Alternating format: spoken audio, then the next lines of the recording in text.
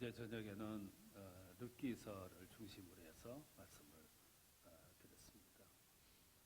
룻기서의 중심은 하나님을 떠나는 자가 복을 받을 수가 없다라는 말씀을 드렸습니다. 나오미 가정이 너무 소중한 것을 너무 쉽게 버리는 게 굉장히 큰 오지요. 가장 소중한 것. 여러분, 세상에서 가장 소중한 것은 대부분 눈에 보이지 않는 겁니다. 눈에 보이는 것은 그렇게 소중한 게 아니에요. 요즘 대세가 이제 물질의 세대인데, 물질은 그렇게 소중한 것이 아니에요. 물질은 좀 없어도 살고 있어도 살아요. 근데 거기다 목숨을 거는 것이 성경이 경고하는 부분이죠. 그러나 보이지 않는 것은 없으면 못 살아요. 사람은 물질이 없어서 살지만 희망이 없으면 살아갈 수가 없어요. 희망이 없고 미래가 없는 사람은 살아갈 수가 없어요. 사람들이 일생을 포기하는데, 포기하는 사람들은 왜 포기하냐 하면은 희망이 없기 때문에 포기하는 거예요. 이게 얼마나 소중한 거예요? 보이지 않는 것이 희망이에요. 근데 희망 중에서도 최고의 희망은 영성이에요. 하나님을 향한 영성, 미래, 장래, 구원, 영원의 세계. 근데 그 전통을 나오미 가정이 아주 너무 쉽게 버렸어요. 그리고 멀리 떠나 실패하는 거죠. 다행스러운 것은 거기 모압이라는 데 가서 나오미 가정이 룻이라고 하는 여인을 만나. 이건 소득이에요. 룻이라는 여인을 만났다는 건 굉장히 큰 소득. 하나님은 어려움 속에서도 기회를 주셔서 룻이라고 하는 여인을 만나. 그리고 그 여인을 데리고 돌아와요. 잘못된 길은 빨리 돌아서는 것이 상책이죠. 빨리 돌아왔어요. 그게 회복이 되는 거죠. 그래서 하나님은 이 나오미라는 여인과 룻이라는 여인, 두 여인을 통해서 역사하세요. 나오미도 인생이 실패했죠.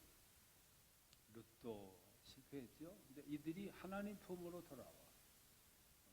베들레헴으로 돌아왔잖아요. 돌아오니까 회복이 되는 거죠.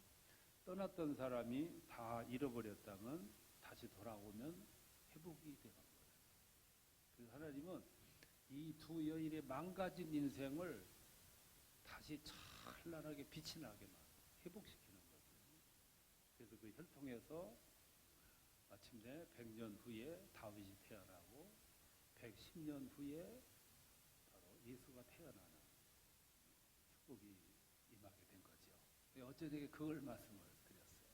오늘은 요나서를 통해서 도망가는 자와 쫓아가는 자에 대한 말씀을 드리려고 그래요. 도망가면 그냥 놔두면 괜찮은데 하나님은 놔두질 않고 또 쫓아가요. 굳이 또 쫓아가요. 이 부분을 말씀을 드리려고 그래요. 요나는 기원전 8세기경의 사람입니다. 하나님은 기원전 8세기경에 요나를 니느웨 성에 보내서 니느웨 성 사람들을 구원시키시려고 계획을 세우셨어요. 니느웨가 어디냐면 아수르라는 나라의 수도입니다. 그 수도에는 12만 명이 살고 있었어요. 대단히 큰 도시죠. 그 옛날에 기원전 8세기경에 12만 명이 살았던 도시라고 그러면 굉장한 도시. 그래서 어느 날 하나님은 요나를 불러서 그 니느웨에 가가지고 사람들에게 구원을 선포하라. 그 성이 타락을 했으니까 빨리 구원시키도록 회개를 외쳐라. 사명을 부여하셨어요. 오늘 여러분 읽으셨죠? 1절, 2절을 한번 다시 읽겠습니다. 여호와의 말씀이 아미떼의 아들 요나에게 임하니라 이르시되 너는 일어나 저 큰 성읍 니느웨로 가서 그것을 향하여 외쳐라. 그 악독이 내 앞에 상달되었습니다. 그러니까 지금 니느웨라고 하는 그 도시에 12만 명이 살고 있는데 이 12만 명이 너무 타락을 해가지고 이게 심판받을 수밖에 없게 돼 있다. 그러니까 빨리 가서 그들을 구원하기 위해서 복음을 회개를 외쳐라 그랬어요. 얼마나 소망스러워요. 나를 통해서 12만 명을 구원하시겠다니까 얼마나 영광입니까? 근데 이 영광이 주어졌는데 성경을 보니까 요나가 유감스럽게도 하나님의 명령을 뒤로 하고 도망을 가요. 근데 어디로 도망했냐 하면은 3절에 보면, 여러분 3절 다 읽겠습니다. 그러나 요나가 여호와의 얼굴을 피하려고 일어나 다시스로 도망하려 하여 욥바로 내려갔더니 마침 다시스로 가는 배를 만난지라 여호와의 얼굴을 피하여 그들과 함께 다시스로 가려고 뱃삭을 주고 배에 올랐더라 그랬어요. 이 다시스가 어디냐 하면 오늘날로 말하면 저 스페인 땅이에요. 스페인 지브랄타르라고 하는 곳이 있어요. 거기가 다시스예요. 그러니까 지금 욥바라고는 한국에 가서 배를 탔는데 마침 그 배가 스페인 지브랄타르, 그 옛날에는 다시스로 가는 배였어요. 그러면 이 욥바에서 다시스까지 거리가 얼마냐면 3,200km예요. 오늘날로 말하면 저 아마 필리핀 정도 될 것 같아요. 거기로 도망가기 위해서 배를 탔다 그랬어요. 12만 명을 구원하려고 하는 명령을 뒤로 하고 도망을 간 거예요. 그게 요나가 용기가 있는 거죠. 하나님을 피하여 도망가면 도망갈 수 있다고 믿었다는 마음이 얼마나 용기가 있어요. 도망을 가는 거예요. 그래서 사람들은 도망을 가요. 가끔 보면 저 은행에서 무지돈을 가지고 도망을 가. 그 사람은 믿음이 있어요. 도망가면 도망갈 수 있다고 믿는데 그 100% 실패하죠. 그렇죠? 100% 붙잡히게 돼 있어요. 근데 더 큰 믿음은 내가 하나님을 피하여 도망갈 수 있다고 믿는 믿음이에요. 사람들에게는 이런 마음이 있어요. 이 마음 속에는 그런 믿음을 가지고 있어요. 여기에서 몇 가지 우리들에게 주는 메시지가 있어요. 이 메시지를 한번 보면서 우리 자신을 돌아봤으면 좋겠어요. 첫 번째는 내 안에도 요나가 있다 하는 거예요. 여러분, 요나가 누구냐면 여러분이 요나예요. 여러분 속에도 요나의 심성이 들어있어요. 도망가려고 하는 속성. 연말이 가까웠는데 연말이 되면 내년도를 위해서 임무를 부여하잖아요. 임무를 부여하면은 무슨 임무를 이렇게 받게 되면 모든 분들이 아멘 하고 받는 법이 없어. 하여간 참 묘한 심성을 가지고 있어요. 여러분, 하나님은 혼자 일하시는 분이 아니에요. 하나님은 부족하고 어리숙하지만 성도들을 불러서 그들을 훈련시켜 가지고 그들에게 일을 맡기세요. 예수님 보세요. 예수님이 혼자 일하셨으면 완벽했어요. 근데 부족하지만 아주 그 시대 부족한 젊은이들을 불러가지고 제자를 삼아서 그들을 훈련하고 미완성 상태인 제자들을 놓고 승천하셨어요. 그러고 나서 제자들이 여러분 얼마나 허둥댑니까? 얼마나 시행착오 겪고 실패하고. 그러면 하나님은 왜 우리들에게 자꾸 부족한데도 불구하고 일을 맡기시냐 하면 이유가 있어요.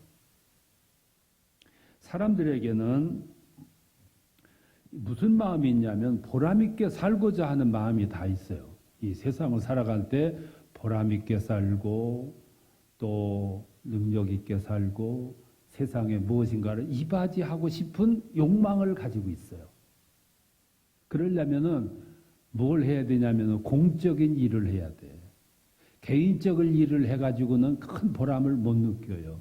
공적인 일. 그래서 하나님이 우리들에게 사명을 주시는 거예요. 사명. 그 사명은 대부분 나를 위한 사명이 아니고 공적인 일을 위해서 주시는 사명이에요. 그걸 수행할 때 우리는 만족감을 얻고 보람을 얻고 행복감을 얻고 성취감을 느끼고 하나님께 영광을 돌리게 되는 거죠. 근데 그래 하나님이 그렇게 영광스럽게 하려고 일을 맡기셨는데 모든 사람들은 한결같이 아멘 하고 받는 법이 없어요. 다 거부해요. 그러니까 이 본문을 보면 그대로 나타나요. 하나님이 요나에게 큰 영광을 주시려고 가서 12만 명이 사는 그 도성을 위해서 회개를 외쳐라. 하나님이 그 요나를 크게 들어 쓰시려고. 근데 요나는 그 하나님의 사명을 받아가지고 아멘하고 갔냐? 안 그래요. 성경을 보면 도망가. 근데 요나가 도망가는 모습을 성경은 요나서 1장, 2장, 3장, 4장에서 대서특필하고 있어요. 도망가고 불평하는 모습을 그대로 기록을 해요. 왜 그렇게 우리에게 그 불평하고 도망가는 모습을 자세하게 설명해서 우리들로 하여금 보여주냐 하면은 바로 네 안에도 도망가고자 하는 요나의 속성이 있다. 이걸 지적하시는 거예요. 우리들 마음속에도 그게 있어요. 사람들은 다 세상을 살면서 보람있게 살고 아주 세상에 공헌하고 살고 이름을 나타내고 살고자 하는 마음이 있어요. 그래서 이 기회를 하나님이 부여하시는 거예요. 그 기회가 뭐냐면 그래서 사명도 주시고 직분도 주시고 전도할 기회도 주시고 헌신할 기회도 주시고 그 일을 통해서 우리 인생을 빛나게 하시려고 능력 있게 하시려고. 그래서 연말이 되면 이제 이렇게 이제 직분을 이렇게 어떤 분은 식당에 가서 일해라. 식당 담당, 어떤 사람은 안내 담당. 그러면 식당 담당 같은 거 시키면 안 는다고 그래. 빛이 안 나거든. 그럼 뭘 좋아하냐면 빛나는 자리를 좋아해. 여기는 안 그렇겠지만 제가 목회하던 그 교회는 그래. 그 연말이 되면 아주 서운해. 막. 뭐 이렇게 시키면 아멘 하는 법이 없어. 바쁘대. 뭐 이 일도 해야 되고 저 일도 해야 되고 뭐 바쁘대요. 그리고 뭔가를 좀 상의하기 위해서 낮에 이렇게 전화를 하면 집에 있는 법이 없어. 다 아침 먹으면 나가. 뭐하러 다니는지 모르겠어. 그 자기들 바쁜 것 때문에 일을 못 하겠다니까. 교회가 이제 여기도 건축을 했구만서도 건축을 할 때는 교회에서 건축을 하자 하고 이렇게 선포하면 아멘 하고 좋아하는 사람이 없어요. 하나같이 왜 그렇게 건축하냐 이렇게 얘기를 해. 어떤 분은 교회에서 이렇게 건축한다고 하니까 걱정이 생겼어. 아유 건축하면 헌금도 해야 되는데 헌금도 11조 수준이 아니고 많이 내야 되는데 그러니까 이분이 생각하다가 감당할 수 없어. 교회를 떠나야 돼. 그래서 슬그머니 가족들 데리고 교회를 떠났어요. 그리고 어디로 갔냐 하면은 다른 교회로 갔어. 갔더니 가만히 들어보니까 그 교회도 교회를 건축한다고 기도하고 있어.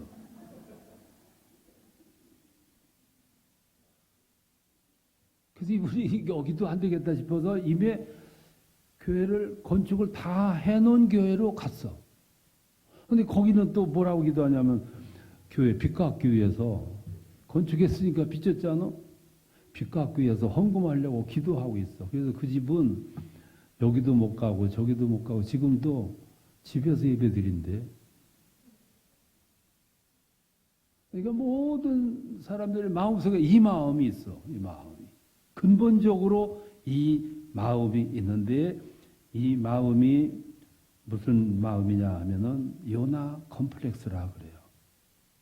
어떤 사람들은 임무가 부여되고 사명이 주어지면 아멘하고 받는 게 아니라 일단 거부해요. 이걸 요나 컴플렉스라 그래요. 일단은 핑계를 대. 일단은 거부하든가 망설이든가. 이 성경 인물들도 다 그랬어요. 여러분 아브라함 고향 떠나라 그러니까 즉시 떠난 걸로 성경에 나와 있지만 여러분 75세 된 사람이 떠났다고도 돌아와야 되는 사람이 떠나라 그러니까 즉시 보따리 싸가지고 떠났겠어요? 상상해 보시라고. 거기 보이지 않는 내면의 고민이 뭐냐 하면은 상당한 고민 하다가 떠났어. 아들 바치라. 예, 바치겠습니다. 세상에 그런 애비가 어디 있어? 아무리 하나님의 명령이라 할지라도 하나님께서 아들 가서 잡아서 제물로 바치라. 아멘. 그러고 갈 세상의 애비가 어디 있냐. 얼마나 고민이 많았던 거는 성경이 말씀을 안 하시는 거예요. 성경에 보면 그런 부분이 다 이유가 다 나와.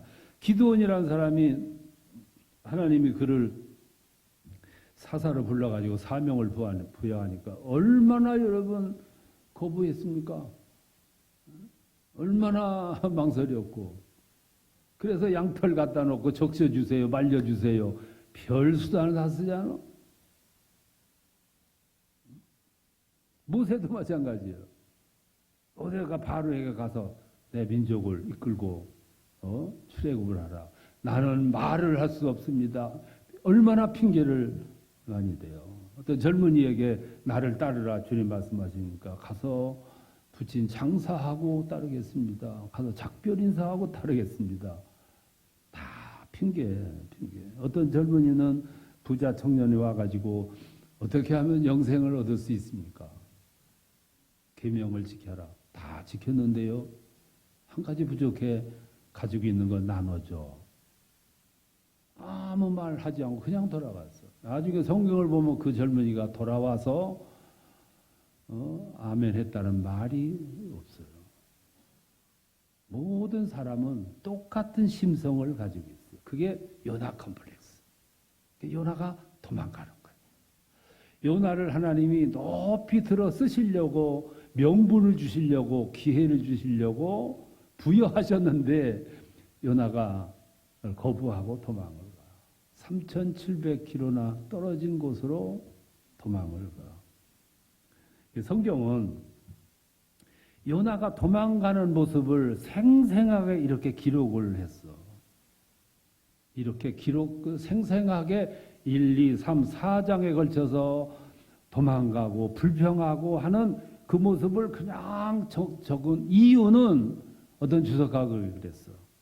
오늘 그렇게 자세하게 기록해서 이 요나서를 읽는 모든 독자들로 하여금 이런 경우 나라면 어떻게 했을까를 되돌아보게 하기 위해서 그렇게 기록했다.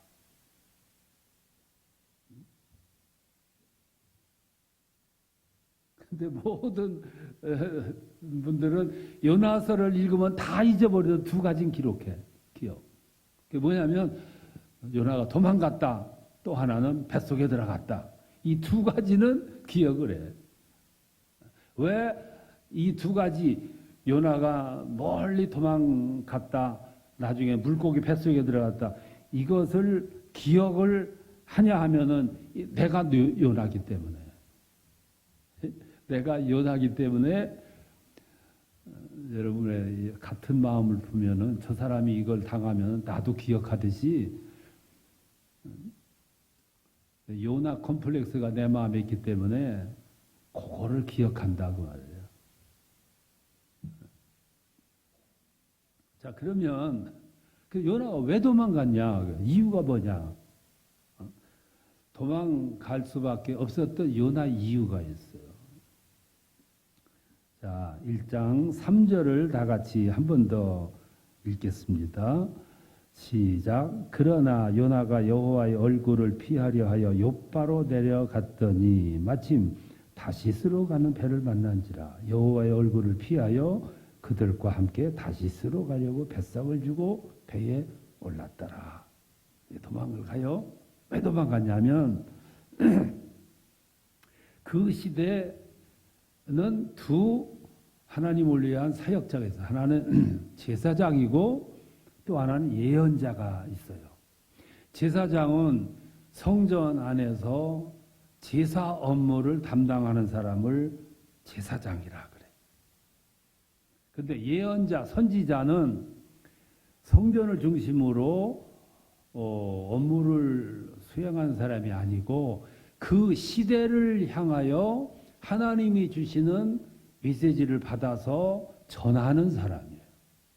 그러니까 하나님의 계시를 받아서 전하는데 그 계시가 대부분 무슨 계시냐면은 세상의 죄를 고발하고 불의를 지적하는 아주 날카로운 예언자의 소리를 해야 돼. 그러니까 그 당시 왕들은 제사장, 예언자들을 핍박을 했어요. 잘못한 걸 막 지적하고 심판을 막 하니까. 그래서 예언자들, 선지자들은 대부분 독설을 가였어요. 여러분 세례 요한 보세요. 이 독사의 자식들아, 도끼가 나무 뿌리에 놓였으니 회개하지 아니하면 너희가 심판을 받으리라. 그게 일반 백성들에게 한 이야기가 아니고 그 시대의 기득권자들에게, 부패한 제사장들에게, 임금들에게. 그러니까 좋아했겠어요? 싫어하죠. 이 독사의 자식들아. 거칠었어요. 그래서 그 시대를 꼬집고 비판하고 경고하고, 그러니까 왕들이 싫어할 뿐만 아니라 순교를 당했어요. 고난당하고 죽임당하고. 이사야 같은 선지자는 핍박을 받다가 마침내는 도망을 가요. 도망을 가고 저기 쫓아오고. 근데 가서 어디 피파서 숨을 수가 없으니까 큰 고목나무는 안에 그 비어 있잖아요. 썩어가지고. 그래서 그 비어 있는 고목나무 속으로 피신했어. 쫓아오던 핍박자들이 그걸 알고 톱을 가지고 나무를 캤어. 속에 들어있는 이사야가 정수리부터 쪼개져서 죽었어. 그게 그 시대 예언자, 선지자들의 운명이었어. 예레미야라고 하는 사람은 하나님의 메시지를 받아가지고 그 시대에 선포했고 설파를 했는데 사람들이 듣지를 않아. 핍박만 하고. 그러니까 하나님의 명령은 주어지고 사람들은 받아들이지 않고 벽처럼 부딪히니까 슬펐어요. 그 시대. 그래서 예레미야는 평생 눈물을 많이 흘렸어. 그래서 예레미야가 뜨거운 눈물을 너무 많이 흘렸기 때문에 시력이 상실이 됐다고 할 정도까지 눈물을 흘렸어요. 그래서 예레미야를 눈물의 예언자라고 그래. 그러니까 하나님이 선지자 요나에게 계시를 주신 거예요. 너는 가서 니느웨 성에 가가지고 파멸, 심판을 외쳐라. 회개를 외쳐서 구원시켜라. 그때 요나는 예언자의 삶을 너무 잘하니까 도망을 가는 거예요. 왜 도망갔냐면 이 세 가지 이유가 있어요. 하나는 나는 이스라엘의 선지자로 부름받았지 다른 나라 사람과는 상관이 없는데 왜 내 백성들에게 가지고 다른 나라 사람들에게 가서 외치라고 하시나. 니느웨 사람들은 이방인인데 나하고 상관이 없는데. 그래서 첫 번째 이유로 도망을 가는 거예요. 두 번째 이유가 뭐냐면 아수르의 수도가 니느웨인데 아수르 사람들이 얼마나 악독하고 얼마나 많은 사람을 죽였고 핍박했고 저 북왕국 아수르에 의해서 멸망을 당해가지고 2000년 동안 지구상에서 이거 이스라엘 백성들이 없어져 버릴 만큼 핍박을 당했는데 거기 그 나라의 수도가 니느웨인데 거기 가서 구원을 외치라니 이거 말도 안 되지 않느냐 이거야. 세 번째, 나홈이라고 하는 사람은 예언자였는데 그는 니누에 대해서 멸망을 예언을 했어요. 그런데 그가 어디서 예언했느냐면은 이스라엘 땅 안에서 예언을 했어. 위험이 없잖아요. 그런데 이 하나님이 요나에게는 니누의 성으로 가서 외쳐라 그랬어. 가서 외치다가 죽을 수 있는데 왜 내가 거길 가? 내 민족도 아닌데, 내 민족을 괴롭힌 사람들인데 가다 죽으면 어떡하라고. 여러분 평양에 가가지고 회개를 외쳐라 그러면 누가 가겠어?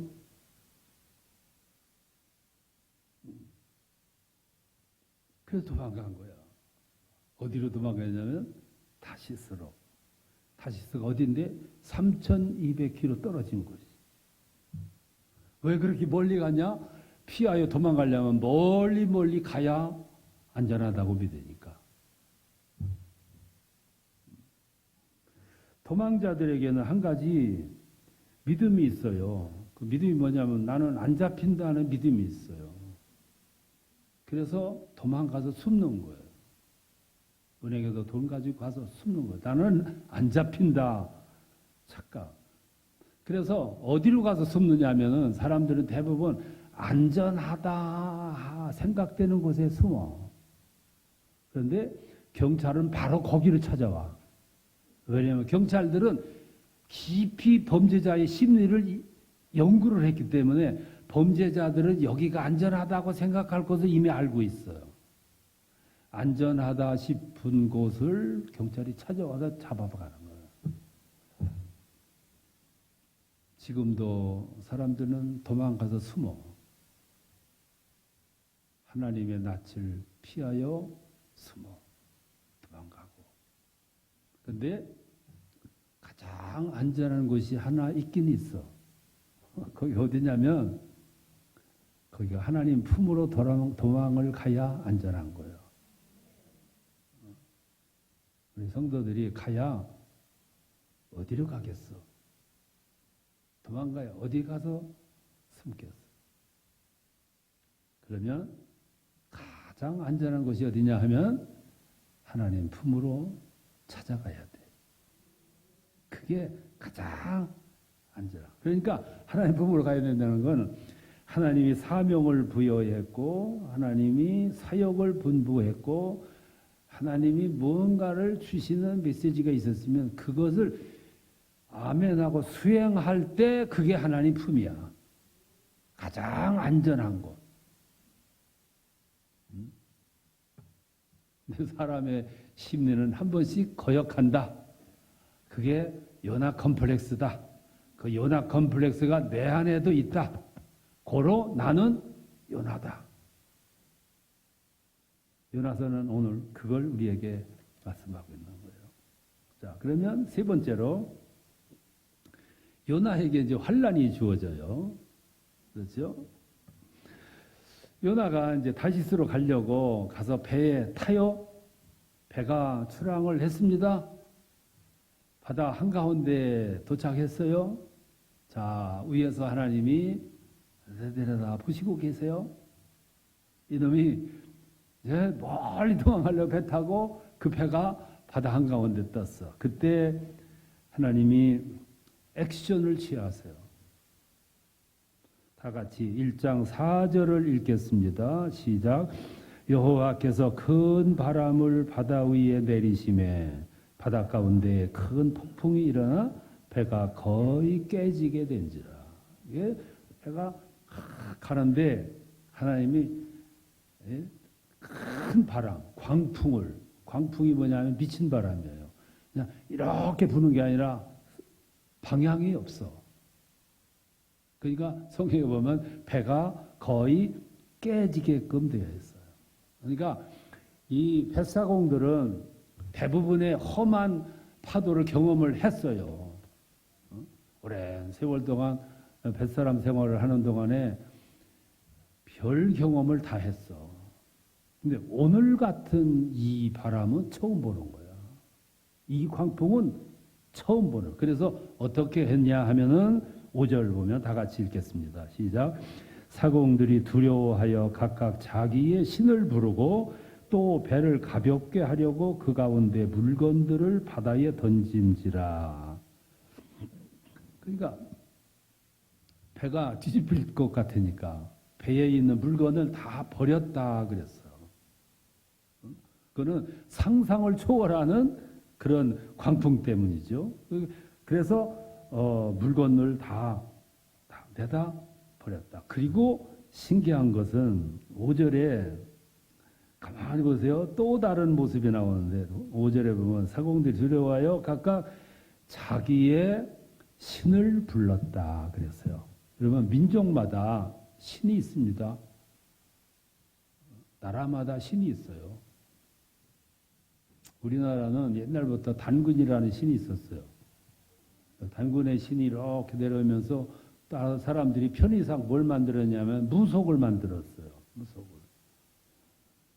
사람은 종교적인 속성이 있기 때문에 종교 없이는 못 살아요. 자연 발생적으로 만들어진 종교가 무속이에요. 기독교가 이 땅에 들어오기 전까지는 무속이 우리 민족의 정신을 지배했어.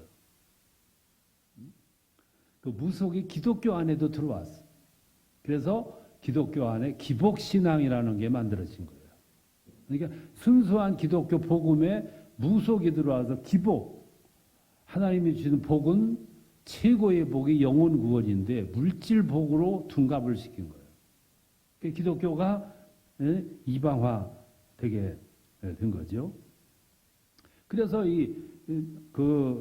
니느웨 사람들도 이 다시스로 가는 배를 운전하는 이 사람들 사공들도 다 자기들의 신이 있어요.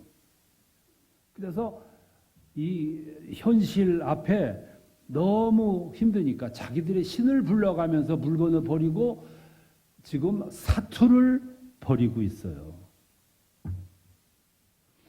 여러분들은 하나님을 언제 만나셨습니까? 여러분들이 교회에 나오게 된 동기가 다 있어요. 예수를 믿게 된 동기가 있어요. 그 동기가 뭡니까? 여러분들이 실감나게 하나님을 만났을 때가 있을 거예요. 언제 만났습니까? 우리 모두가 다 처음에 하나님을 만난 그때는 평안할 때 만난 법이 없어요. 바다에 물이 잔잔할 때, 몸이 건강할 때, 배가 부를 때, 아쉬움이 없을 때는 하나님에 대한 개념이 없어요.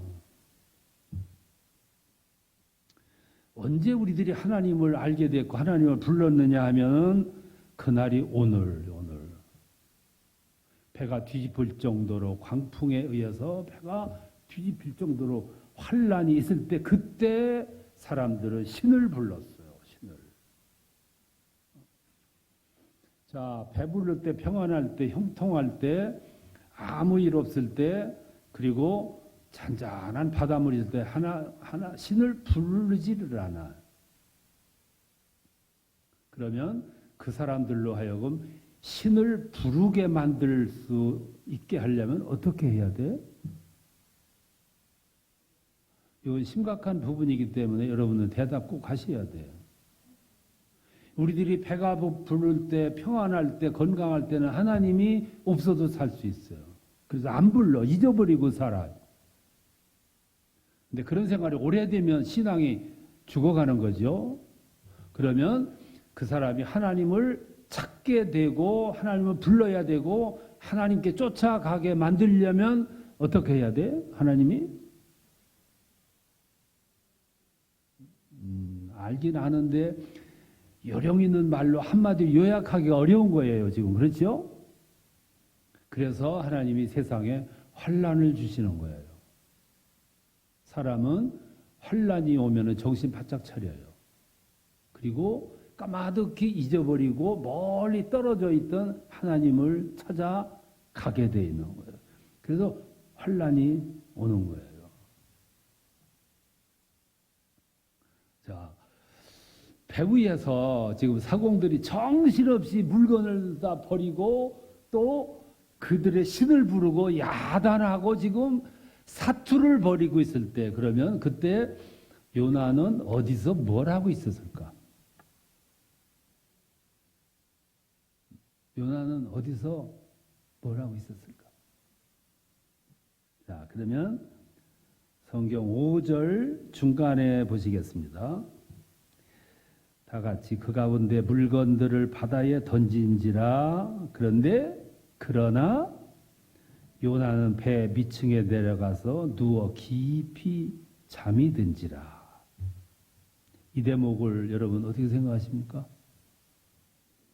배가 뒤집힐 정도로 광풍에 의해서 환란을 겪고 물건도 다 버렸어 자기 신들을 부르고 있어요. 지금 위기예요. 근데 요나는 저 배 밑창에 내려가서 깊이 잠이 든지라. 무슨 생각이 듭니까? 풍랑이 심할 때 사람들이 타고 갈 때 가장 먼저 나타나는 증상이 뭐예요? 멀미죠? 배가 지금 뒤집힐 정도 이렇게 하는데도 요나는 멀미도 하지 않고 깊이 잠자고 있어.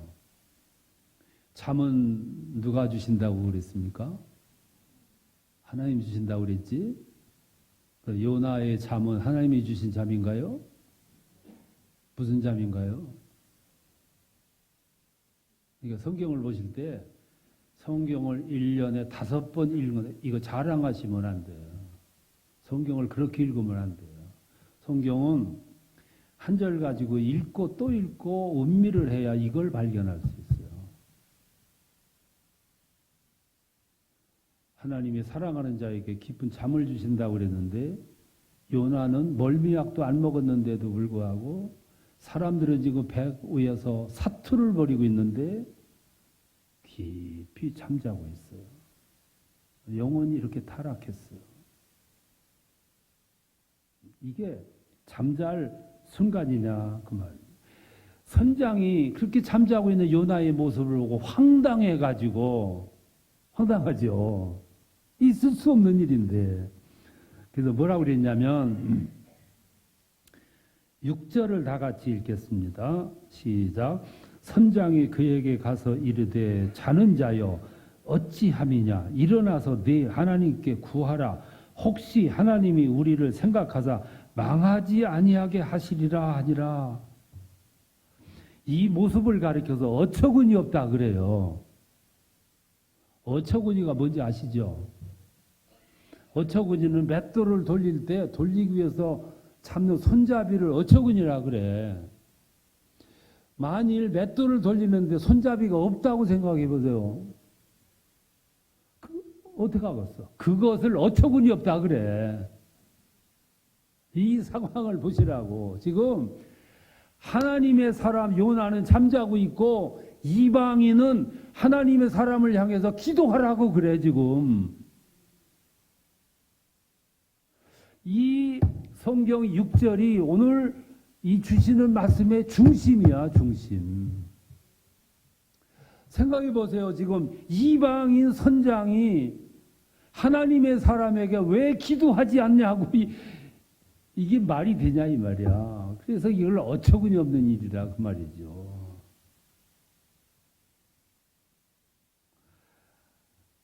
아니 이방인 니느웨 선장이 하나님의 선지자를 향해서 기도하라고 그래. 왜 기도하지 않냐고.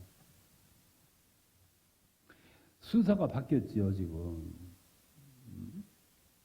완전히 순서가 바뀌었어요.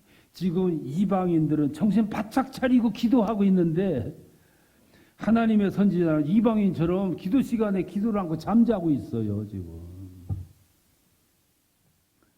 본문이 주객이 전도가 됐죠. 그래서 이 상황을 인지한 그 선장이 우리 이 원인이 무엇인가? 누구 때문인가? 그 유대인들은요, 그 시대 사람들은 인과보응에 대한 생각이 강했어요. 무슨 일이 있으면 누구 때문이냐? 이걸 사람들은 생각을 했어요. 그래서 제비뽑기로 했어요. 누구 때문이냐? 제비뽑기를 합니다. 누가 뽑혔죠? 요나가 뽑혀요.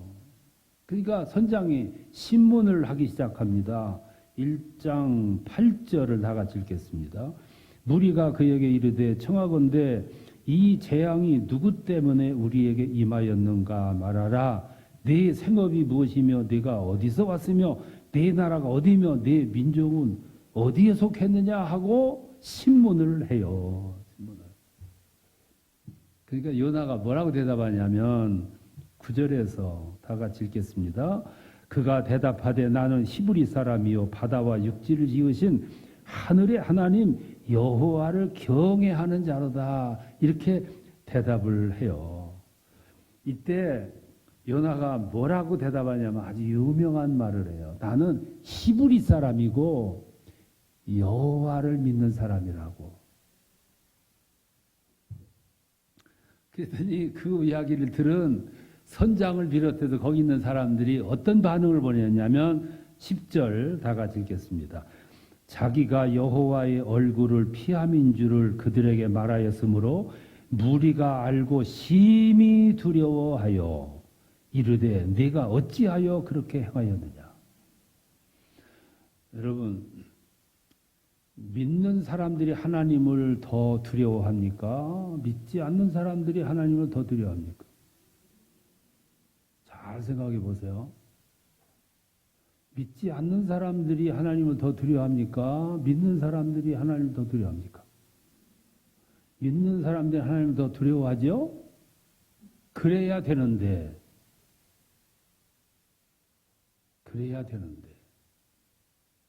여기 보면 요나가 하나님을 두려워하는 것보다 이방 선장을 비롯해서 이방 선원들이 하나님을 더 두려워하고 있어.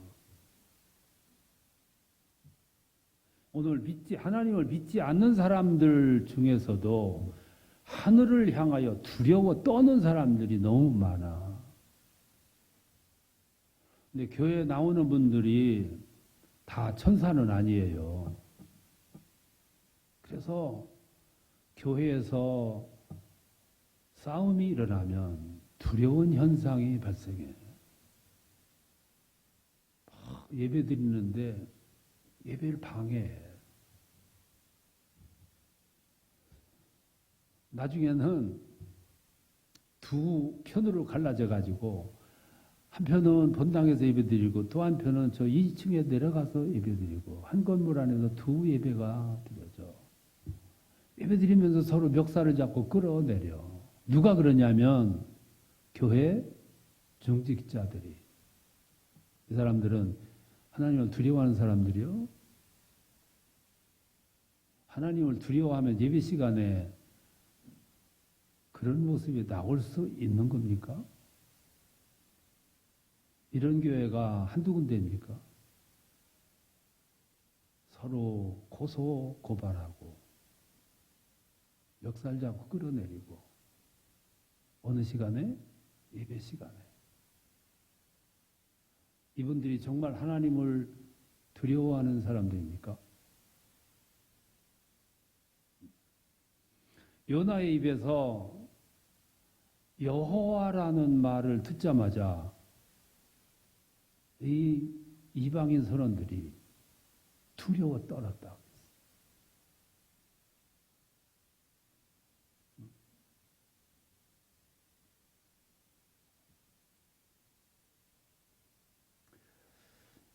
여기 중요한 단어가 들어있는 귀절이 9절 10절이에요. 9절 10절을 한번 깊이 생각하시면서 한번 읽어보겠습니다. 9절 10절 시작.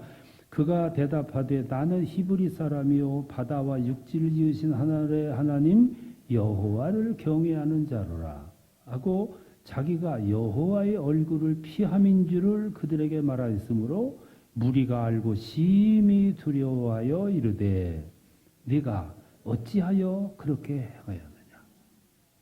여기 유명한 단어가 두 번 나와요. 뭐예요? 여호와. 여호와라는 단어예요. 이 성경에 나오는 신이 셋이 있어요. 하나는 엘로힘이라는 신이에요. 이 엘로힘이라는 말은 우리나라 말하면 하느님이에요. 하나님.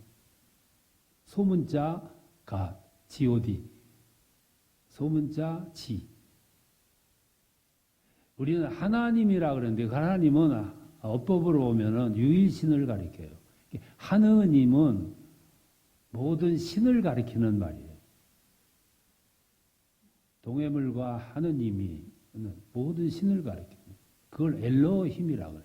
근데 여기에 나오는 선원들이 자기들이 신을 불렀다는 얘기는 그 하느님을 말해요. 막연한 하느님. 모든 신들. 또 하나는 아도나이. 아도나이는 주라는 뜻인데 이거는 임금을 말할 때 아도나이. 또 하나가 여호와. 여호와. 그걸 야훼 하나님이라 그래요. 그러니까 여기 요나가 부른 그 하나님은 여호와예요. 야훼 하나님. 그러니까 이방인들이 그 풍랑 속에서 여호와라는 말을 처음 들어. 그러니까 이 세상에는 신들 속에 최상의 신이 여호와라는 것을 처음 발견을 해. 어디서? 풍랑 속에 뱃사공들이 배 위에서.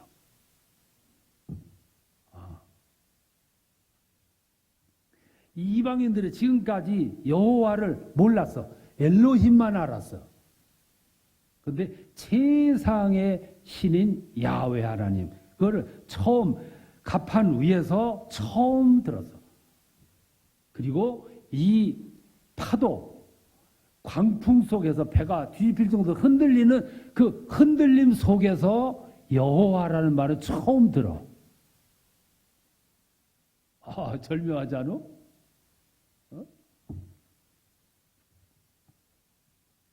그러니까 그때 그 이방의 선원들이 요나가 믿는 하나님이 얼마나 위대한 하나님인가를 처음 그때 깨닫는 거예요. 그리고 떨어. 요나가 말한 여호와라는 여호와의 신이 얼마나 위대하고 두려운가를 알고 떨었다 그 말이에요. 그래서 선장이 요나에게 이렇게 질문을 합니다. 1장 11절에 다 같이 읽겠습니다. 바다가 점점 흉용한지라 무리가 그에게 이르되 우리가 너를 어떻게 하여야 바다가 우리를 위하여 잔잔하겠느냐. 그러니까 이 선원들이 너 때문이야? 그러면 너 때문에 우리가 환난 당했다고 집어 던졌을 텐데 이미 그는 자기들이 보니까 두려운 여호와의 사람이야. 어떻게 할 줄을 모르고 물었어. 그러면 어떻게 해야 되냐?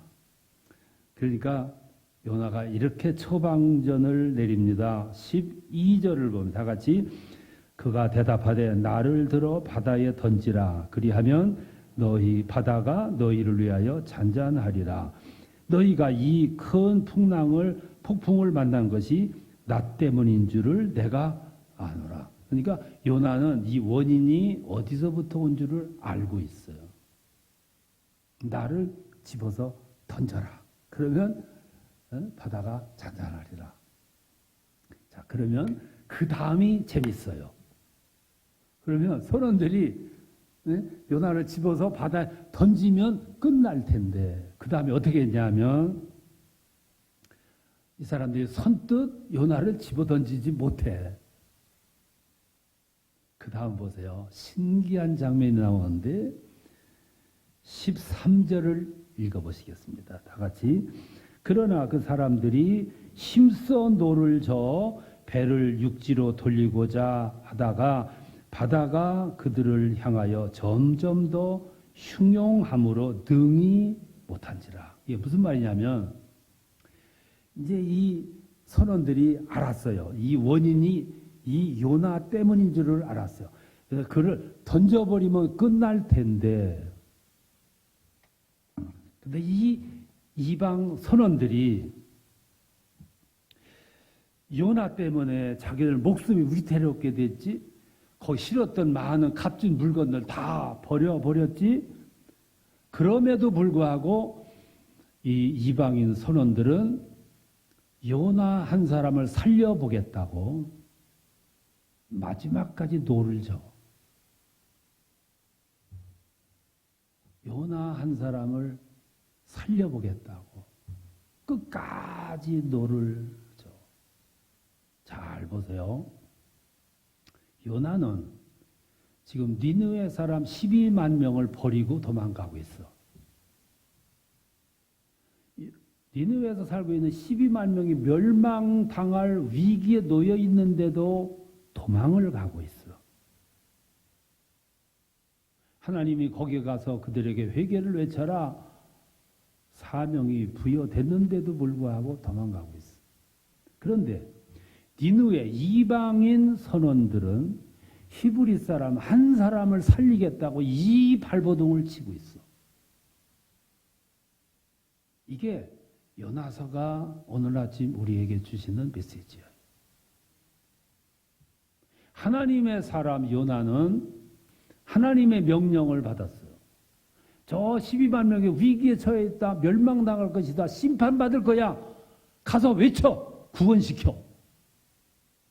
그런데 12만 명을 놔두고 도망을 가. 그런데 이방인 선원들은 그 한 사람을 살려보겠다고 끝까지 발버둥을 쳐. 이 말씀이 오늘 우리들에게 주는 메시지가 뭐냐면 너희들 먼저 믿었다고 자만 떨지 마라. 너희들 목사라고 장로라고 권사라고 집사라고 자만 떨지 마라. 먼저 믿었다고 교만하지 마라. 먼저 된 자가 나중되고 나중된 자가 먼저 되는 거야. 너희는 선민이라고 아브라함의 자손이라고 자만 떨지 마라.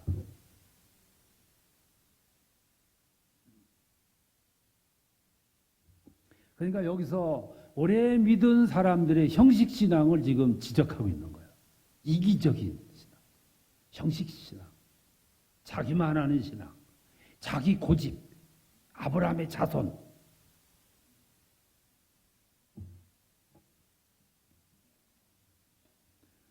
결국 이방인 선원들 히브리 선지자 한 사람 구해보려고 끝까지 노력했는데 역부족인 것을 깨닫게 돼. 이러다가는 모두 죽게 생겼어. 그래서 기도해. 야, 기가 막힌 규절이 또 나와. 다 같이 14절을 읽겠습니다. 무리가 여호와께 부르짖어 이르되 여호와여 구하오니 이 사람의 생명 때문에 우리를 멸망시키지 마옵소서. 무죄한 피를 우리에게 돌리지 마옵소서. 주 여호와께서는 주의 뜻대로 행하심이니이다. 이방인 선지자들이 누구를 불러? 여호와를 몇 번이나 불러? 14절로 보면 여호와를 이방인들이 몇 번 불렀어? 3번이나. 이거 기막힌 사실이잖아. 여호와를 3번씩이나 누가 불러야 돼? 원래 요나가 불러야 되는데 요나는 부르지 않고 누가 불러? 이방인들이.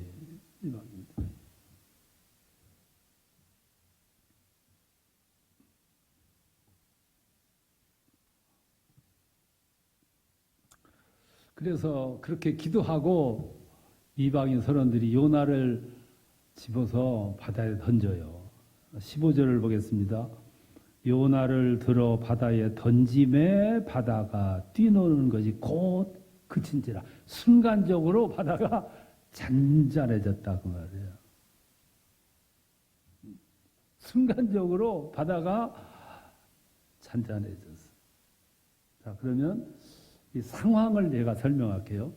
지금까지 그냥 비틀거려 가면서 배가 흔들리니까 정신없이 어떻게 해보려고 노력하고 하다가 지쳤어 막.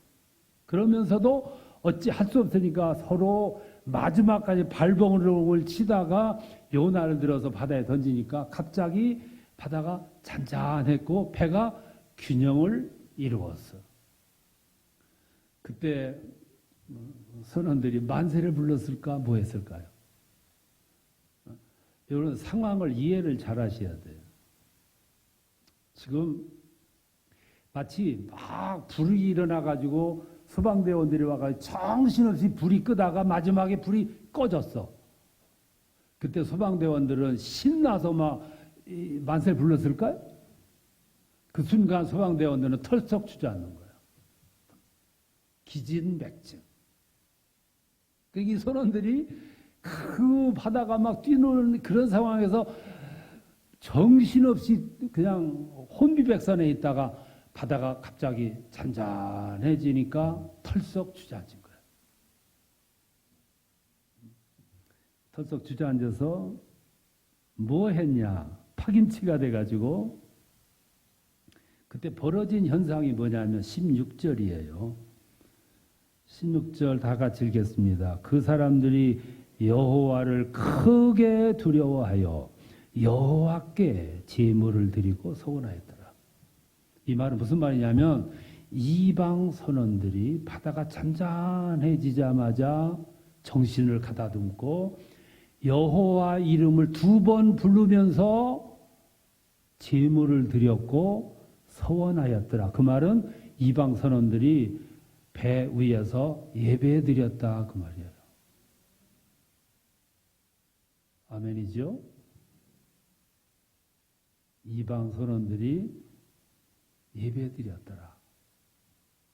아유, 기가 막힌 사실이에요.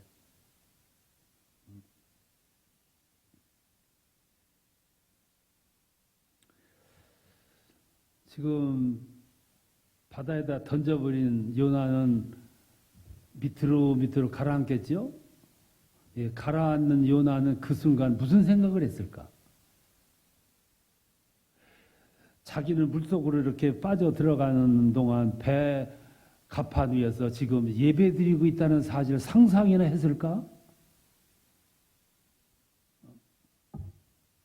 그러면 원래 요나서의 주연은 누구예요? 요나지요? 요나가 자기 값을 못하니까 주연에서 뭘로 떨어졌어요? 조연으로 떨어졌고 조연이 갑자기 주연이 돼버린 거예요. 이방 선원들이 주연이 돼버렸어. 신앙인들이 세상에서 자기 할 일을 제대로 하지 못하면 주연의 자리를 뺏겨버려요. 이게 참 중요한 거예요. 교회가 교회 값을 못하면 세상으로부터 주연의 자리를 뺏겨버려요. 자, 그러면 네 번째로 들어가겠습니다. 바다가 잔잔해졌어요. 그리고 갑판 위에서 선원들이 예배 드리고 있어요. 그때 요나는 그런 줄도 모르고 지금 물속으로 가라앉아 들어가고 있어요. 그러면서 순간 고민을 했겠죠. 나 때문에 하나님 계획 다 망쳐버렸구나. 나 때문에 하나님 계획 다 망쳐버렸구나. 그 생각이 맞습니까? 틀립니까? 나 때문에 하나님 일이 다 망쳐버렸구나. 맞아요? 틀려요? 맞는 것도 같고 안 맞는 것도 같죠? 여러분 오해하지 마세요. 여러분들에게 하나님이 직분을 주셨는데 직분을 감당하지 못하면 하나님의 일이 망치는 줄 아시면 오산이에요. 우리들이 일을 하면 얼마나 안다고? 하나님께서 요나에게 주셨던 그 사명이 요나가 거부함으로 하나님의 계획이 망쳤냐? 오히려 갑판 위에서는 더 큰 영광이 나타났어. 하나님은 우리들에게 부여된 사명이 우리들이 거부함으로 하나님의 계획이 망치냐 하면 아니에요. 하나님은 다른 방법으로 영광을 받으셔. 오늘 이걸 우리가 생각을 하셔야 돼요. 그래서 요나가 배에 던져져서 물속으로 깊이 들어갈 때 하나님은 저 바다 깊은 곳에 큰 물고기를 준비를 해 놓으셔. 그리고 그 물고기에게 명령을 하달하셨어요. 한 놈이 내려올 텐데 집어 삼켜. 그러나 씹지는 말고 뱃속에다만 넣어둬. 씹으면 안 돼. 그러니까 뱃속에다만 가둬놔. 그리고 혼내줘. 요나가 바다에 던져져 가지고 물속으로 저 낮은 곳으로 내려갑니다. 니느웨는 저 높은 곳에 있기 때문에 올라가 있는데 바닷속은 차디찬 바닷속으로 내려가. 어디까지 내려갔냐면 물고기 뱃속까지 내려갔어. 그때 요나가 물고기 뱃속에 들어가서 뭘 했냐 하면 가장 낮은 자리에 들어가서 요나가 비로소 기도를 해. 그래서 네 번째가 요나의 기도예요. 자, 2장 1절 2절을 같이 읽으시겠습니다. 시작. 요나가 물고기 뱃속에서 그의 하나님 여호와께 기도하여 이르되 내가 받는 고난으로 말미암아 여호와께 불러 아뢰었더니 주께서 내게 대답하셨고 내가 스올의 뱃속에서 부르짖었더니 주께서 내 음성을 들으셨나이다. 요나는 기도 안 했어요. 하나님이 부르셔서 저 니느웨로 가서 전하라. 그때 기도 안 했어요. 도망가려고 다시스를 가려고 배를 타서 들어가 거기서도 기도하지를 않았어요. 폭풍이 막 몰아쳐서 배가 깨질 정도로 됐을 때도 기도 안 했어. 근데 언제 기도했냐면 물고기 뱃속에서 가장 낮은 자리에서. 왜 기도했냐? 더 이상 갈 데가 없으니까. 더 이상 할 방법이 없으니까. 절박하니까. 아주 절박한. 하나님께서 요나를 어디다가 처박아 놓으셨냐면 마지막 장소로 처박아 놓으셨어요. 물고기 뱃속에. 자, 여기 요나의 모습이 누구 모습이라고? 네? 제가 처음에 말씀드렸어요. 요나의 모습이 누구 모습이라고요? 내 모습. 지금 이 시간은 여러분들이 기도해야 할 시간이에요. 지금 이 시대는 여러분들이 기도하여야 하는 시대예요. 그러면 여러분들이 기도했습니까? 기도하셨냐고요? 기도해야 되는데 기도 안 하면 우리가 마지막에 어디로 갑니까? 기도해야 되는데 기도 안 하면 우리가 어디로 가요? 밑바닥으로 가는 거지. 밑바닥으로 가는 거지. 밑바닥이 언제예요? 기도는 평안할 때 해야 됩니다. 환란이 온 다음에 기도하면 늦었어요. 대부분은 평안할 때 기도 안 합니다. 여러분들 지금 기도 안 하시는 거예요. 그러니까 하나님이 어디로 몰아내냐면 물고기 뱃속으로. 더 이상 갈 수 없는 거예요. 물고기 뱃속이 어디냐면은 중환자실 앞 복도가 거기가 물고기 뱃속이에요. 건강하던 남편이 어느 날 확 쓰러져서 중환자실에 들어갔어요. 그 복도에서 하염없이 기다리고 있어요. 그 자리가 물고기 뱃속. 어디 갈 수가 없어. 어떡할 방법이 없어.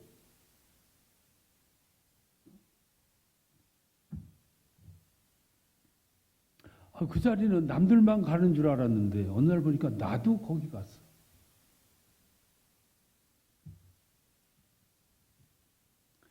요나가 물고기 뱃속에서 누굴 발견했어?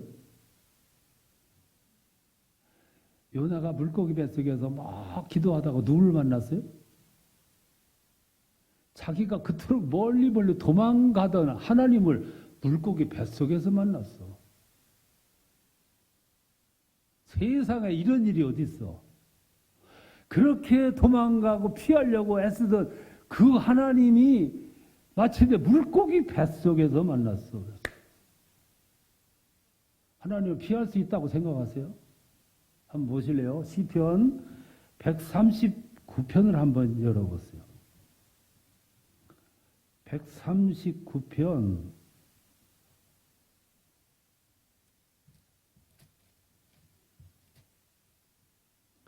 7절에서 10절까지를 다 같이 읽겠습니다. 139편 7절에서 10절 시작. 내가 주의 영을 떠나 어디로 가며 주의 앞에서 어디로 피하리까? 내가 하늘에 올라갈지라도 거기 계시며 수월에 내 자리를 펼치라도 거기 계시나이다. 내가 새벽 날개를 치며 바다 끝에 가서 거주할지라도 거기서도 주의 손이 나를 인도하시며 주의 오른손이 나를 붙드시나이다. 내가 하나님을 피해서 어디로 가? 어디로?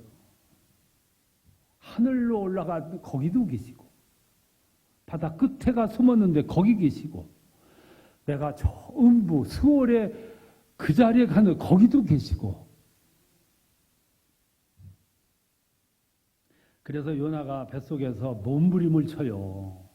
몸부림을 얼마나 몸부림을 쳤겠어? 이 고기가 사흘 만에 요나를 토해냅니다. 사흘 만에 토해내요. 사흘이라는 말은 구원의 공식 숫자예요. 예수님이 사흘 만에 부활하세요. 의미 있는 숫자지요. 구원의 공식 숫자예요. 요나가 뱃속에서 3일 만에 나와. 그리고 예수님이 무덤에서 3일 만에 나와. 구원의 공식 숫자예요. 성경은 요나가 드디어 물고기 뱃속에서 나옵니다. 그걸 강조해요. 2장 10절에 보면 다 같이 한번 읽어보시죠. 2장 10절 여호와께서 그 물고기에게 말씀하시며 요나가 육지에 토해내니라. 토해냈다고 그랬어요. 물고기 뱃속에 3일 있다가 이렇게 토해냈는데 그 요나의 모습이 어땠을까? 네? 그 모습 보고 싶지 않아? 그거 보시려면 화장실에 가서 한번 토해보세요. 어떤 모습인가? 그 모습이 그 모습이야. 토해내는데 그 모습이 요나의 모습이에요. 요나가 왜 이렇게 됐나? 하나님을 피하여 도망가다가. 그런데도 불구하고 사람들은 하나님을 피할 수 있다고 생각을 해요. 요나서는 오늘 우리들에게 그걸 경고해요. 하나님은 피할 수 없다. 하나님은 하늘 꼭대기로 도망가도 거기 계시고 바다 끝으로 도망가도 거기 계시고 땅속으로 도망가 숨어도 하나님은 거기 계시고 그렇게 발견해낸 요나에게 마지막 5번째입니다. 다시 시작이에요. 하나님은 잊지도 않고 찾아오셔서 또 말씀하세요. 성경 3장 1절 2절 다 같이 읽겠습니다. 여호와의 말씀이 두 번째로 요나에게 임하니라. 이르시되 일어나 저 큰 성읍 니느웨로 가서 내가 네게 명한 바를 그들에게 선포하라. 두 번째 명령이 주어졌어요. 그러면 요나가 또 도망갈 수 있어? 그래서 요나가 갑니다. 어떻게 갑니까? 3장 4절에 보면 요나가 그 성읍에 들어가서 하루 동안 다니며 외쳐 이르되 40일이 지나면 니느웨가 무너지리라. 여기 강조점이 뭐냐면 하루 동안이에요. 니느웨에는 몇 명이 살고 있다고? 12만 명이 살고 있어요. 12만 명에게 회개를 외치는데 요나가 얼마 동안 외쳤다? 하루 동안. 이게 무슨 말이에요? 12만 명의 복음을 전하고 회개를 하시는데 하루 동안 가능해요? 아니에요? 어림도 없죠? 그럼 무슨 말씀이에요, 이게? 요나가 가서 외치긴 외쳤는데 형식적으로 외쳤다고 말이에요. 외치긴 외쳤는데 가서 형식적으로 슬쩍 외쳤어요. 그러니까 12만 명에 가서 전하려면 하루 동안 어림도 없는 거죠. 그런데 기이한 현상이 일어났어요. 형식적으로라도 가서 전했더니 어떤 현상이 일어났냐? 그러면 여러분들은 3장 5, 6, 7, 8절을 좀 길지만 음미해 가면서 한번 읽겠습니다. 3장 5, 6, 7, 8절 시작. 니느웨 사람들이 하나님을 믿고 금식을 선포하고 높고 낮은 자를 막론하고 굵은 베옷을 입은지라. 그 일이 니느웨 왕에게 들림에 왕이 보좌에서 일어나 왕복을 벗고 굵은 베옷을 입고 제 위에 앉으니라. 왕과 그의 대신들과 조서를 내려 니느웨에 선포하여 이르되 사람이나 짐승이나 소떼나 양떼나 아무것도 입에 대지 말지니 곧 먹지도 말 것이요 물도 마시지 말 것이며 사람이든지 짐승이든지 다 굵은 베옷을 입을 것이요 힘써 하나님께 부르짖을 것이며 각기 악한 길과 손으로 행한 강포에서 떠날 것이다. 이런 현상이 벌어졌어. 가서 형식적으로라도 전파했더니 이런 현상이 일어났어. 그래서 하나님이 그 성을 용서하셨다. 그랬어. 자, 결론을 몇 가지 말씀드릴게요. 하나는 코람데오라는 말이에요. 코람이라는 말은 앞이라는 뜻이고 데오라는 말은 하나님을 가리켜서 데오스라 그래요. 그러니까 코람데오라는 말 많이 들었죠? 하나님 앞에서라는 뜻이에요. 우리는 정말로 좋은 신앙은 어떤 신앙이냐면 하나님 앞에서야. 하나님은 언제나 우리와 함께 하세요. 나는 언제나 하나님 앞에 있어. 이걸 잊지 말아야 돼. 이러면은 두 가지 현상이 일어나. 하나는 안심이 돼. 저 골방에 들어갈지라도 저 시골 벽촌 산골에서 살지라도 언제나 우리는 하나님과 함께 있어. 그리고 하나님이 나와 함께 계셔. 근데 또 하나는 두려운 마음이 있어. 언제나 나는 하나님 앞에 있기 때문에 허튼 짓을 할 수가 없어. 이 의식이 있어야 돼. 나는 언제나 하나님 앞에 서 있다. 코람데오. 어디라고 도망을 가? 어디라고 피해? 어디 가서 숨겠어요? 코람데오.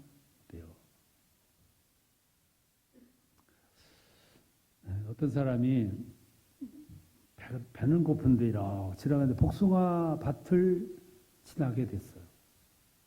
막 복숭아가 탐스럽게 열려서 뻘겋게 익었어. 얼마나 먹음직해요? 보암직하고 탐스럽고. 아, 먹고 싶어. 그래서 입맛을 다졌어. 근데 하나 따먹고 가도 아무도 안 보니까 얼마나 훔쳐서 따먹는 게 더 맛있잖아. 그런데 그 사람이 그냥 지나갔어.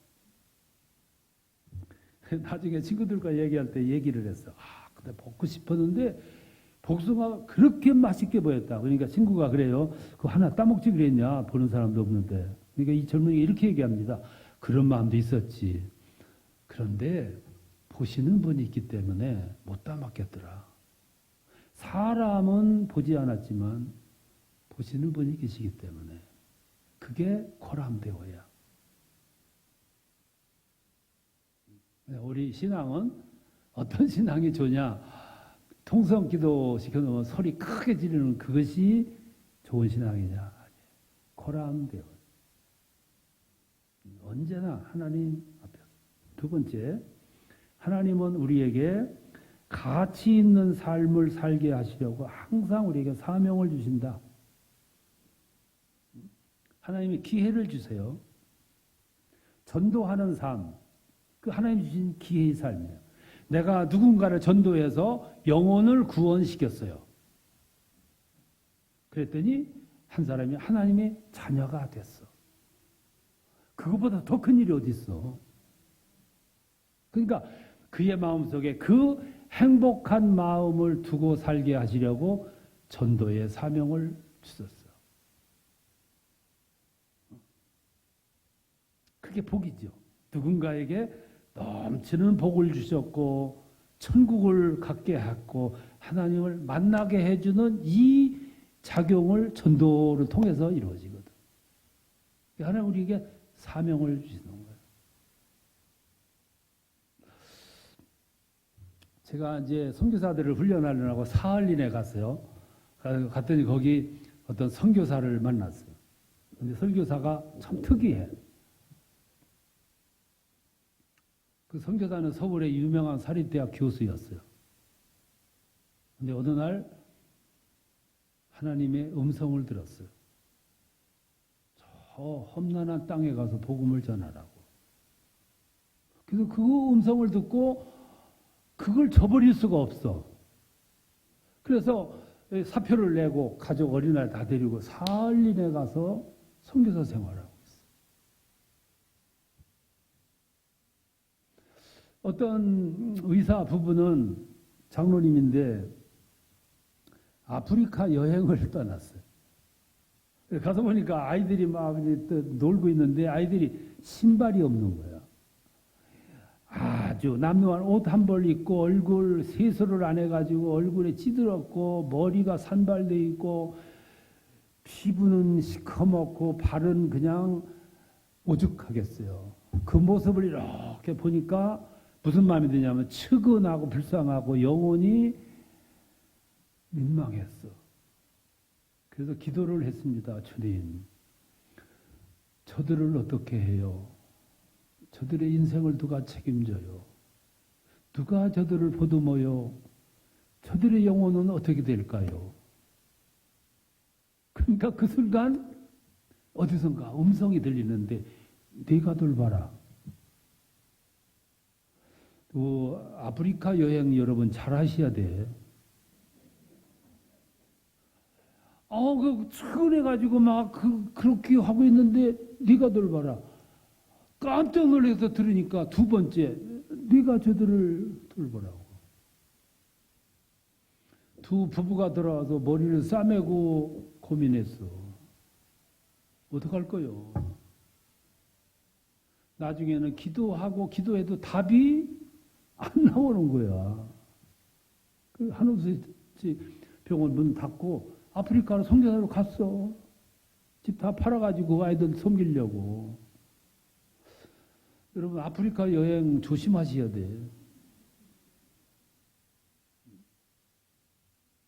하나님이 왜 그들을 불러내셨느냐 하면 아프리카로 사할린을 불러내셨냐면 하나님은 그들의 인생을 힘들게 하시려고 부른 게 아니고 그들의 인생을 빛나게 하시려고. 빛나게 하셔서 더 소중하게 하시려고 기회를 주신 거예요. 그래서 하나님 여러분들에게 장로의 직분을, 권사의 직분을, 집사의 직분을, 목회자의 직분을 주신 거예요. 그거를 소중히 여기고 소중히 활용하지 않으면 요나가 되는 거예요.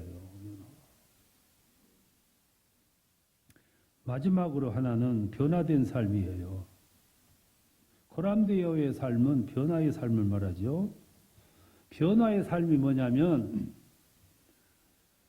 내가 신앙적으로 변화했냐 변화하지 않았느냐를 알 수 있는 측정의 기준이 있어요. 그 기준이 뭐냐면 언어를 보면 알 수 있어요. 이렇게 대화를 하다 보면 그 대화 속에 감사가 들어있고 칭찬이 들어있고 격려가 들어있고 섬김이 들어있고 간증이 들어있어. 그게 변화의 기준이에요. 영적으로 변화가 돼가지고 성숙한 신앙인이 되면 언어 속에 감사, 칭찬, 격려, 섬김이 들어있어요. 그 속에 간증이 들어있다고, 간증이. 여러분, 일요일 신앙, 월요일 신앙이라는 거 아세요? 대부분의 성도들은 주일날 예배 드리면서 찬송 부르고 성경 읽어요. 기도도 하고. 그리고 월요일서부터 토요일까지 깡그리 한마디도 안 해. 성경 한 구절, 기도 10분, 언어 속에 간증 한마디도 없어. 그런데 기적은 그 다음 주일날 또 나오는 것이 기적이야. 그러면서도. 그게 월요일 신앙이에요. 월요일 신앙. 그러니까 우리의 대화 속에 기적, 간증이 들어있어야 된다는 거예요. 그래서 대화 속에 항상 감사, 매사가 감사, 영광, 상대방 칭찬, 격려, 상대방의 위로, 평강을 주고 섬김, 말로서 얼마든지 섬김이 가능해. 그게 변화의 척도야. 그리고 우리 언어 속에, 대화 속에 간증이 나와야 돼. 어느 친구가, 빚자는 친구가 일요일날 점심 같이 하자고 전화가 왔어. 그러면 대부분 뭐라고 하냐, 아이고, 나 그 주일날 바빠. 끝내는데, 그렇게 끝내지 말고, 주일날은 예배 드리러 가야 돼. 하나님께 예배 드리러 가야 돼. 못 가. 그렇게 얘기하라는 거예요. 바빠서 못 가가 아니고, 주일 예배 드려야 돼. 나는 하나님께 예배 드려야 되는데 어딜 가? 그러면 뭐라고 얘기하냐면, 그러면 월요일날 점심하면 어떨까? 월요일날 점심에는 자원봉사 가는 날이야. 자원봉사 가야 돼. 그럼 친구가 이렇게 얘기해요. 까지 하루 한두 빠지면 어때? 그리고 꼭 해야 될 말이 있어요. 뭐라고 하냐면, 어떻게 빠지냐? 하나님과 약속한 건데. 그게 간증이야, 간증. 그러면 상대방이 마음 두 개를 가져요. 하나는, 이 사람 고지식하네. 또 하나 마음은, 저 친구는 틀림없어. 나 없는 데서 내 말할 사람은 아니야. 그때부터 무한 신뢰가 나오는 거예요. 하나님은 오늘 여러분들에게 집 팔고 아프리카로 가가지고 아이들을 돌보라고 그런 명령 안 하세요. 안심하시라고. 하나님 우리들에게 그런 명령은 가끔 가다가 몇 사람한테만, 감당할 수 있는 사람한테만. 다만 하나님은 여러분들에게 그걸 요구하시는 게 아니라 언어 속에서 간증이 나와야 된다 이 말이에요. 간증. 그러고 매사 하나님께 감사해. 하나님 은혜로 살아. 모든 것이 하나님의 섭리지. 하나님 지금까지 인도하셨는데 나를 여기까지 인도하셨어. 전도하려고 하지 말고 자꾸 내 입에서 그런 간증이 나오면 상대방이 무언의 감동을 받는 거야. 그게 코람데오의 생활이에요. 오늘 요나를 통해서 여러분 몇 가지 메시지를 받았어요. 우리는 성경 속에 나오는 요나만 보고 저놈은 도망갔던 사람이야. 물속에 물고기 뱃속에 들어갔던 녀석이야. 되돌아보면 바로 그 요나가 자기야. 이걸 잊지 말아야 돼. 내가 요나야. 여기서도 정신 차리지 못하고 기도하지 않으면 그 다음에 내가 가야 될 곳은 물고기 뱃속이에요.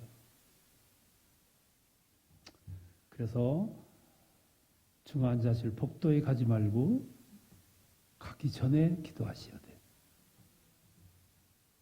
건강한 모습을 유지해서 건강한 모습으로 사람들에게 입에서 가슴에서 늘 간증이 나와요. 고백이 나와요.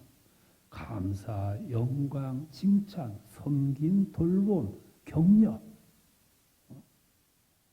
그러면 하나님은 여러분들을 통해서 영광 받으실 줄로 믿습니다. 그리고 이 세상에서 여러분들을 통해서 하나님 나라를 펼쳐 나가실 줄로 믿습니다. 그렇게 이번 집회를 통해서 얼굴이 바뀌고 가슴이 바뀌고 언어가 바뀌는 그런 축복이 함께 하시기를 축원합니다.